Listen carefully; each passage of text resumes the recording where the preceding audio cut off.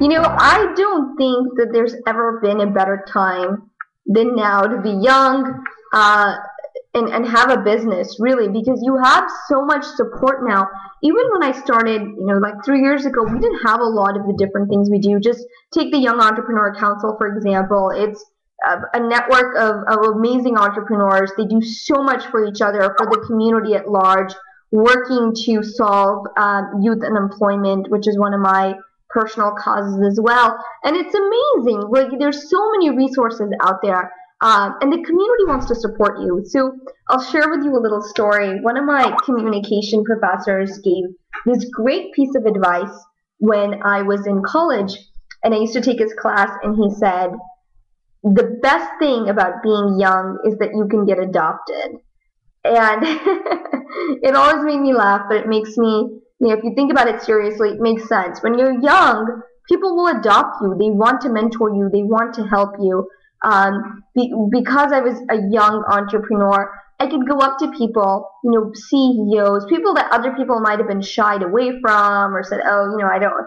And I just went up and said, this is what I'm doing. And I can't recall a time where I didn't get an enthused, positive response from that person wanting to help out. I think for the most part, everyone wants to see the younger generation succeed, right? Except your cousin who, let's face it, never really liked you in the first place. But people want you to succeed. And I think being young gives you that. But you also have to play to your assets. You have to play to what you have. So if you're older, then I think experience is a great asset, and you need to highlight that. If you're younger, you bring sort of an innovative look at things, which I think can be useful as well. To extend that out a little further, we had when I started the company, I was 23, so I didn't give out my age. I was very secretive about my age. I didn't want anybody knowing how young I was, and what I was going to be doing. They had such a young CEO at the helm. And so I never told my clients my age, and if they asked, I would say, oh, in my 20s, and be really vague about it. And of course, as a woman, you can get away with that because people don't necessarily push you for your age, which is great. But one time I was on a client call, and the client said, hey, Shama, I had another prospective client call us for a reference, and we were talking to them, and he asked, how old is she? And I just, I was kind of holding my breath. I thought, oh my God, I don't want to answer this question. I wonder what he says. And then I said, 23, and I kind of coughed and tried to hide it. And he said, okay, well, that's what I thought. And then the next thing really blew me away. He said, that's one of the reasons we hired you guys.